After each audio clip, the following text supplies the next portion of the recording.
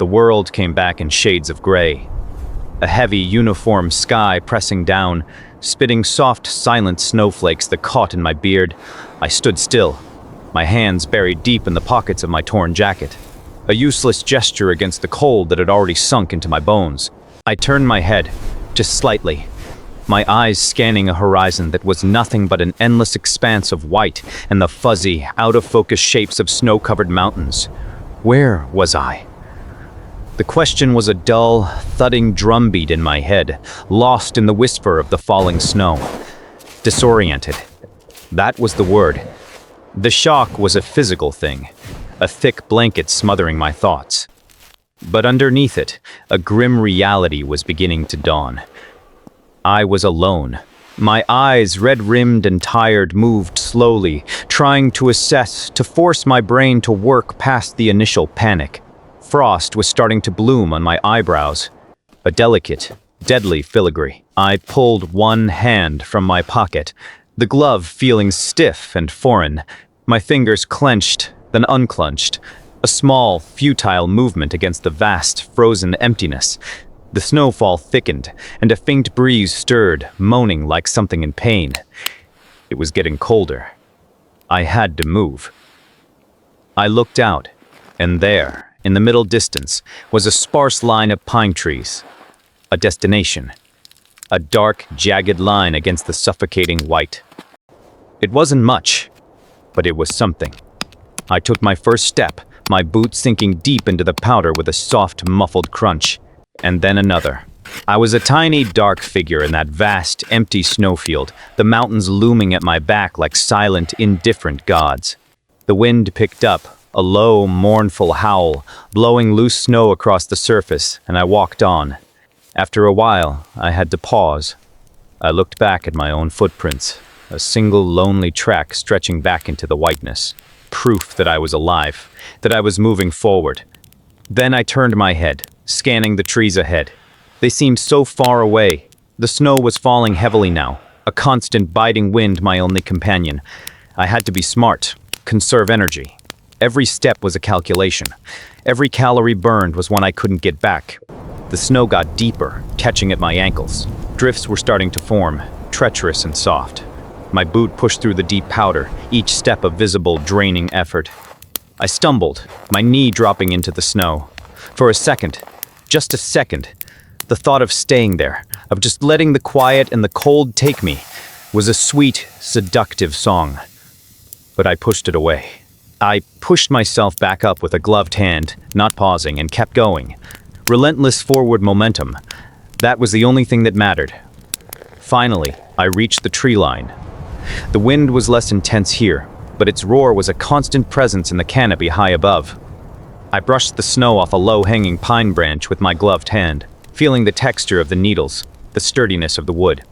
Shelter. Fire. The practicalities of survival began to push the fear into a smaller, more manageable box. My mind, which had been a whirlwind of panic, was becoming analytical and focused. From my point of view, all I could see were my gloved hands. I began to break off the dead, dry twigs from the undersides of the lowest branches, the ones protected from the snow. My movements were slow, deliberate, conserving every drop of energy. The snap of each twig was a small, sharp sound in the muffled quiet of my shelter. I was methodical, patient. Every tiny action was a step away from death. On my knees in the snow-dusted pine needles, I carefully arranged the twigs into a small, structured pile, a base for a fire. My gloved fingers felt clumsy and huge, but I worked with a surprising dexterity born of absolute necessity. Outside, the wind seemed to be strengthening, its howls growing louder, a constant menacing roar. But in my little hollow, my entire world had shrunk to this single critical task. From an inner pocket of my jacket, I pulled out a small piece of flint and a steel striker. My fingers, stiff and aching with cold, fumbled as I positioned them. The cold was a physical presence now, a deep ache that had settled in my bones. I felt a flash of frustration at my own body's weakness, but my expression remained one of grim determination. I struck the steel against the flint. A single bright orange spark flew off and died in the damp air inches from the tinder. Failure. It felt like a major defeat. A surge of frustration washed over me, but I suppressed it just as quickly. I reset my hands. I tried again, and again. Hunched over my small pile of tinder, I struck with a rhythmic, desperate energy. Sparks flew, but none caught. The cold was making my fingers burn, the wind howling its mockery just beyond the branches. Desperation was a tide, rising in my chest. My jaw was clenched so tight it ached. Then, a tiny wisp of smoke. I froze. Every muscle in my body went tense. I leaned in, my face close to the tinder bundle, and blew. A gentle, controlled stream of air. All sound seemed to fade away except for my own focused breathing. It was the sharpest spike of hope I had ever felt. So powerful it was painful. And there, in the heart of the twigs, a small orange ember glowed. Triumphant, fragile hope. I was completely absorbed, nurturing that tiny spark, blowing gently, adding a few larger twigs. The small glow created a tiny circle of warmth and light in the encroaching darkness. And then, it happened. A small, flickering flame erupted from the tinder. I leaned back, a wave of relief so profound it left me dizzy. It was a victory. A real victory against the overwhelming odds. The fire crackled, a sound that cut right through the wind's howl, casting dancing shadows on the tree trunks and on my face. I carefully added more wood, building it, securing it. I pulled my gloves off. My fingers were pale, stiff, almost corpse-like. I held my hands over the small fire, flexing them slowly, wincing as the blood, hot and sharp with pins and needles, returned. Pain and relief mingled together. The simple, primal feeling of warmth was everything. As twilight began to fall, turning the world outside to a swirl of blue and gray, my shelter became a tiny beacon of orange light. A temporary safety. A tiny island of life in a dead, frozen world. The immediate crisis of freezing to death had passed.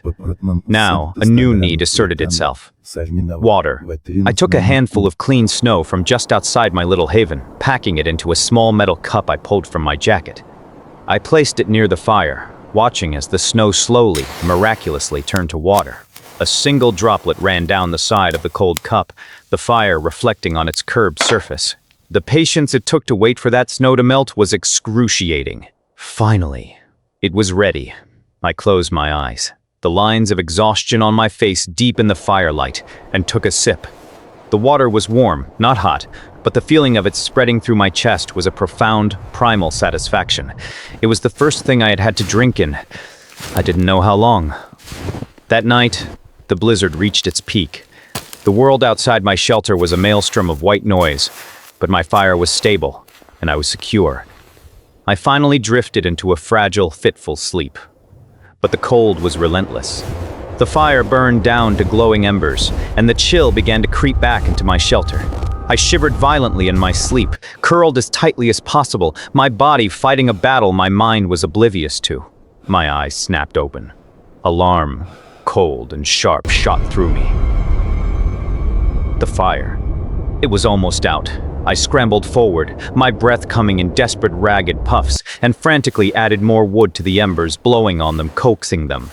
It was a race against the dropping temperature, a moment of controlled panic in the absolute darkness. And then, a small flame licked up, caught, and grew. I slumped back against the tree trunk, exhausted but successful. I had won another small battle. I wouldn't let my eyes leave the flames. The pale, gray light of dawn filtered through the snow-laden branches.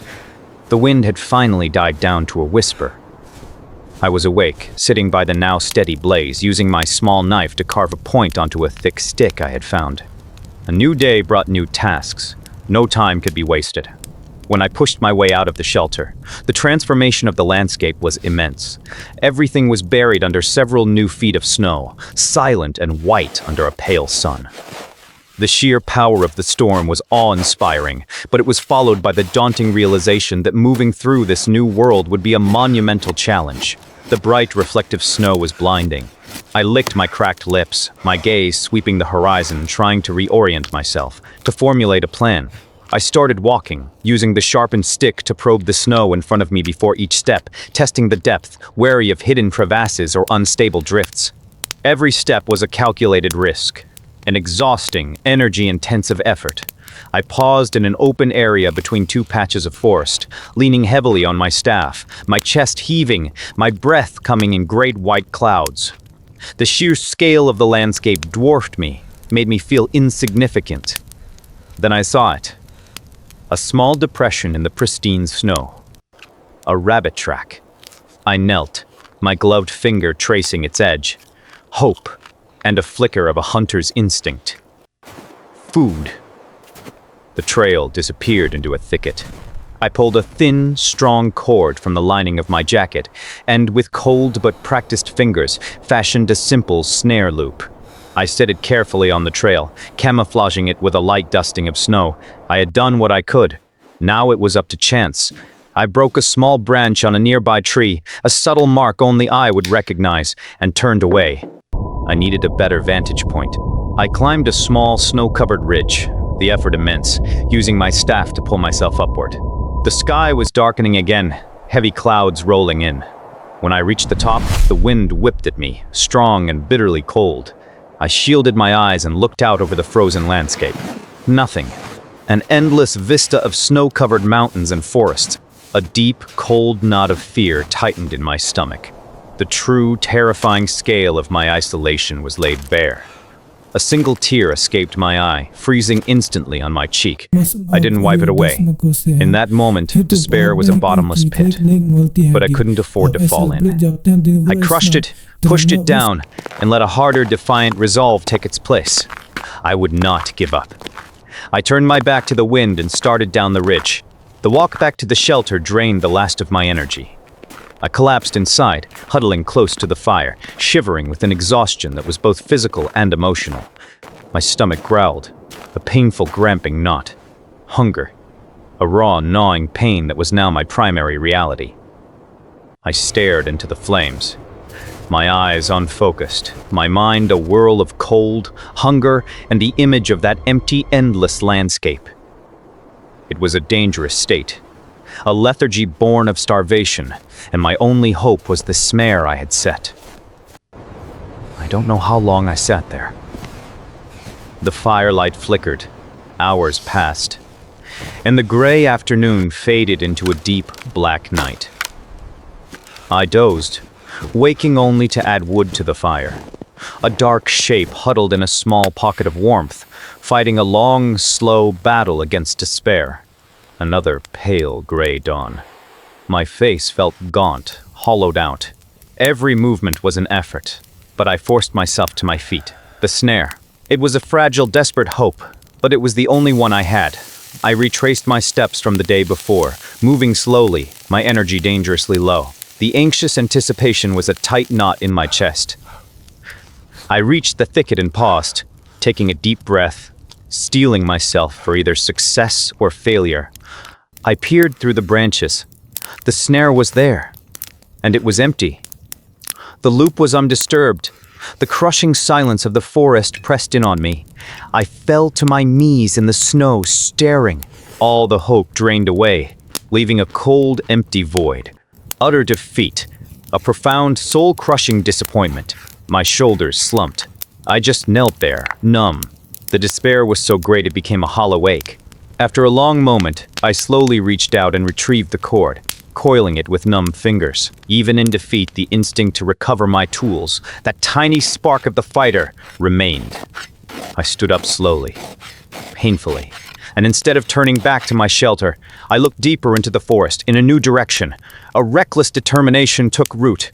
If the food wouldn't come to me, I would go to it. I pushed through the dense undergrowth, no longer waiting, but actively hunting, searching. Hunger had sharpened my senses. The forest was thicker here, but there were more signs of life. Deer tracks, fresh in the snow, where they had been scraping for lichen. A surge of adrenaline shot through me. I began to follow the tracks, moving with a new stealth, my body low, my eyes constantly scanning. The pure, instinctual focus of a hunter took over. And then, through a gap in the trees, I saw it.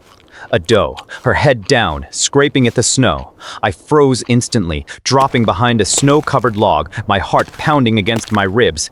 I slowly, silently, reached for the sharpened stick at my side. A desperate, pathetic weapon against a deer, but it was all I had. I was weighing the infinitesimal chance of success against the certainty of starving if I did nothing. I began to move, circling, agonizingly slow, using the trees for cover, trying to get downwind. One snapped twig, one wrong move, and it would be over. Then her head shot up. Her ears twitched. She looked directly at my hiding spot. I froze solid, not even breathing, a spike of pure, cold fear. She'd made me. For a heart-stopping second, we were locked in a silent standoff. Then, in a flash of brown and white, she bolted, disappearing into the trees. The sharpened stick fell from my numb hand. I slumped against the tree. The adrenaline drained away, leaving me weaker than I had ever been.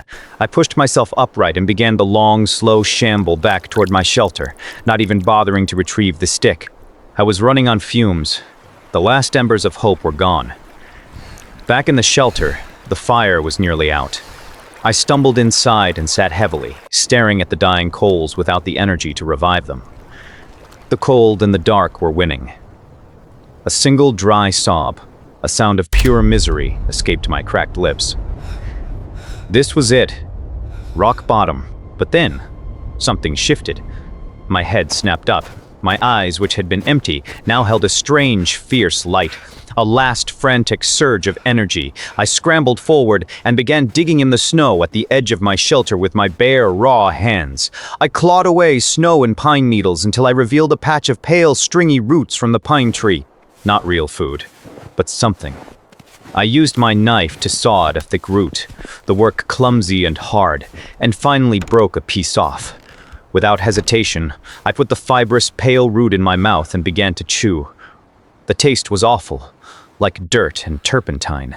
My face contorted, but I forced myself to swallow. It was barely edible, but it was something in my screamingly empty stomach. A grim mixture of disgust and the primal satisfaction of eating. I wasn't just an animal, though. With the last of my energy, I revived the fire and held another piece of root over the flame, roasting it, trying to make the unbearable bearable. I ate it slowly, with a rhythmic determination. I would eat roots. I would drink snow. I would do whatever it took to see the next sunrise. And with that thought, with the meager fuel of the pine root in my stomach, I curled by the small fire and fell into an exhausted, profound sleep. The world that greeted me was brilliant and new. The sky was a clear, piercing blue for the first time, the sun dazzling on the fresh snow. I emerged from my shelter and squinted, taking a deep breath of the clean, cold air. I closed my eyes, letting the faint warmth of the sun touch my skin. It was a moment of pure, simple gratitude. I methodically chewed on another root for breakfast, not as food, but as medicine. The crisis had passed, leaving behind a harder, quieter survivor. There was no sentimentality in leaving the shelter that had saved my life. I packed my few belongings, my cup, my knife, the cord, and prepared to move on. I climbed the ridge again, but this time the view was different. The air was crystal clear. My eyes scanned the horizon, not for civilization, but for a better place to survive. And I saw it. A distant dark line running through a valley, a frozen river, a path to follow. A new strategy, a flicker of intelligent hope. I made my way down into the valley, walking onto the solid ice of the river. The going was easier than wading through deep snow. As I walked, I scanned the banks, exploring, vigilant. The sun was beginning to dip when I saw it, a small dark shape against the snow on the riverbank. I approached cautiously. It was the carcass of a deer, mostly buried by snow, picked over by scavengers. But one haunch was partially preserved, frozen solid. A gift. A grim, visceral determination took over as I used my knife to hack away a large chunk of the frozen meat. I worked with a paranoid urgency, constantly glancing around, wary of whatever predator had brought the deer down and might be coming back for its leftovers. That night, in a new, better shelter under the roots of a huge, fallen tree, I built a frantic fire. This time, I didn't have to struggle with flint and steel. In another hidden pocket, I found the small, waterproof container with a few matches. The flare of the match was a monumental victory. Soon, a robust fire was going, and the smell of cooking meat, my meat, filled the air. The anticipation was an almost unbearable roaring pain. When I took that first bite, tearing into the charred, sizzling venison like a wolf, the world exploded into pure, unadulterated ecstasy. Look how it was the most incredible thing I had ever tasted. I ate ravenously at first, then forced myself to slow down, to make it last. My calm, intelligent self-control was returning.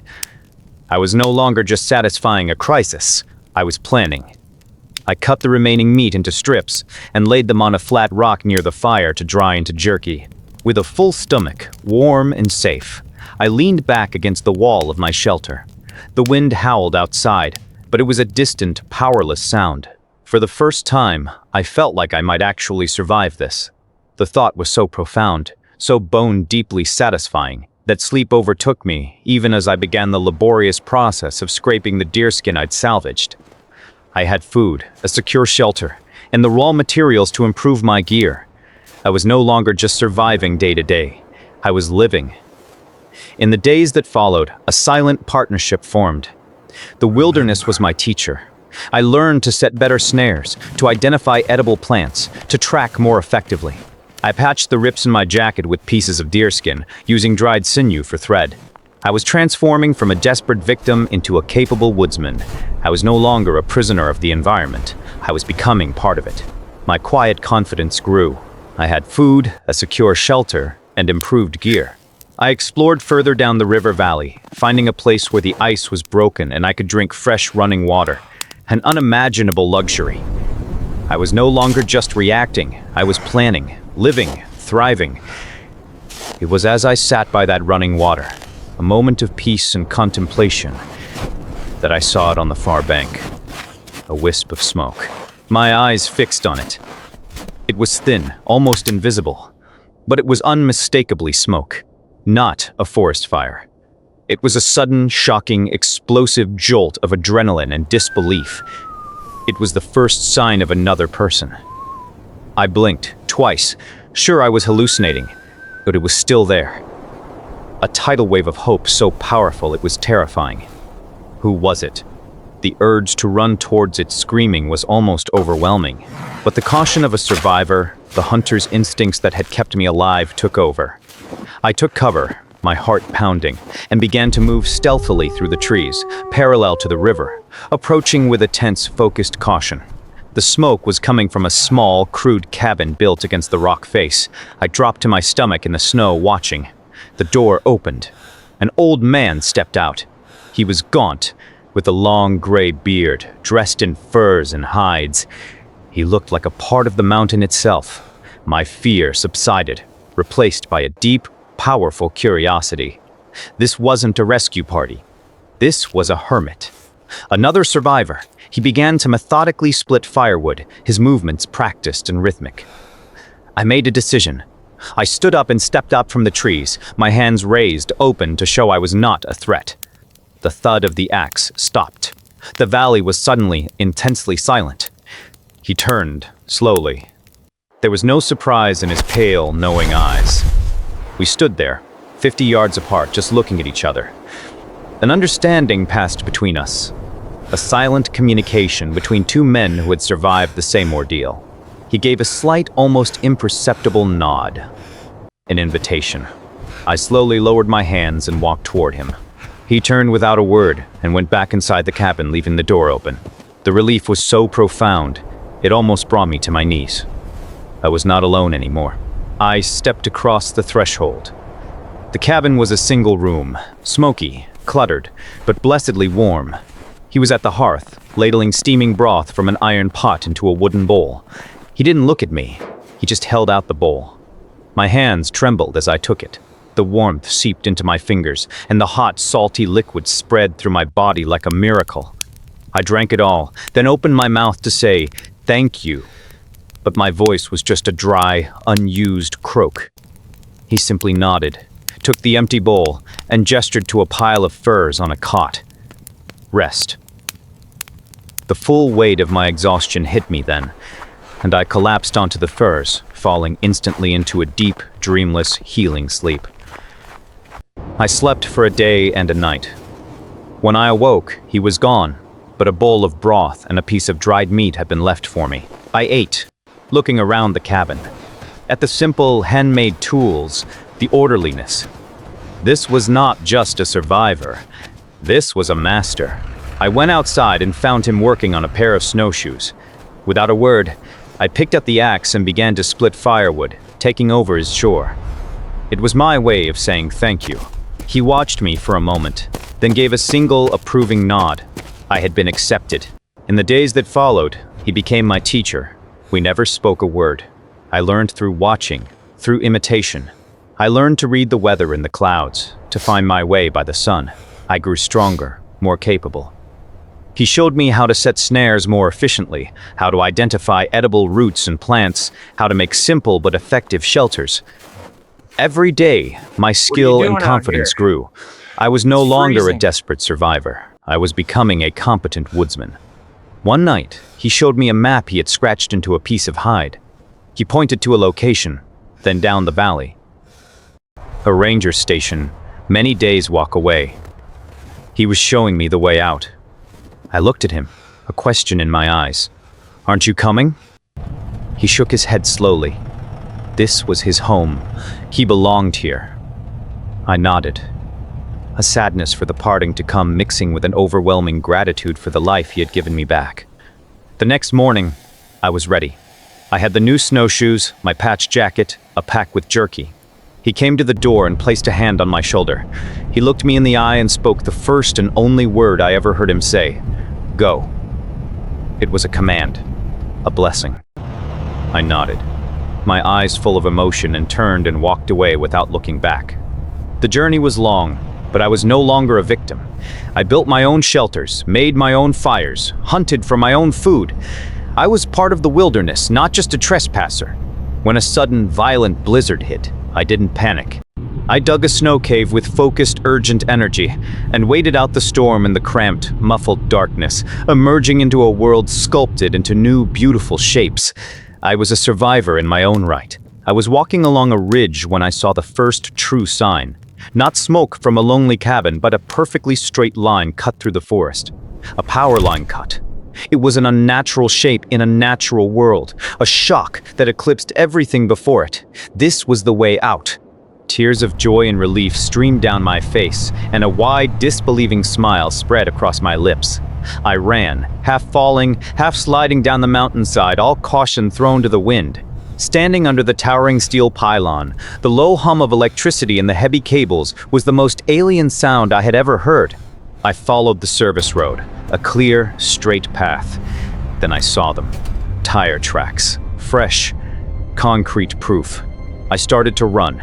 Not a desperate stumble, but a real athletic run, fueled by adrenaline and the promise of rescue. In the distance, a truck. A utility truck. A man in a high-vis jacket got out and stared in pure shock as this wild, bearded man in torn clothes ran toward him out of the wilderness. I ran right past him and just placed both my hands on the cold metal door of the truck, leaning my forehead against it. I had made it. A single tear traced a path through the dirt on my cheek. "You all right, buddy?" the worker asked, his voice full of concern. I looked at him, and the dam broke. All the stoicism, all the control, all the hardship of the past months came pouring out in a single, choked sob. I just nodded, unable to speak. He put a hand on my shoulder. "Let's get you warm." Sitting in the passenger seat, the clean plastic smell of the cab, the warmth from the vents, it was a different universe. He handed me a thermos. The smell of sweet, hot coffee was as intoxicating as the roasting deer meat had been.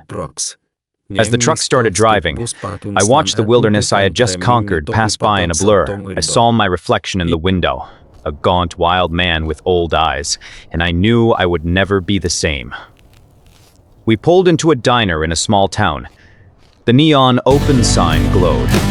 The sounds, the lights, the people staring as I walked in, it was a sensory onslaught. I felt like an animal in a cage, an exhibit. The waitress brought coffee, her eyes a mixture of pity and fear. Someone put a huge Everything's plate of gonna eggs be and all bacon right, in front of son. me. You just It need was to tell me obscene. what happened. I had no appetite. I took a single, hesitant bite, the metal fork feeling strange and delicate in my hand. I pushed the plate away. I looked out the window at the snow falling under the streetlights. A part of me, a large part, wanted to be back out there, in the clean, simple struggle for survival. I had returned, but I was not home. The sheriff arrived, gentle and kind, and I knew the machinery of civilization was taking over. I was an object to be handled, a story to be told. I got into the back of the cruiser. The door closed with a solid, final thud. A cage, but a warm one, taking me toward a life I no longer understood. Through the window, I watched my footprints in the parking lot quickly disappear under the fresh-falling snow. Erased, the last thing I saw as the town disappeared behind me was the horizon, the dark, jagged line of the mountains, my mountains where I was born again. I thought of the old man, alone in his cabin, at peace, and I looked forward, down the road, a new clarity in my eyes. I had survived, I had learned, and now I was returning. But I knew, with a certainty that chilled me more than any winter wind, that I had left my true home behind.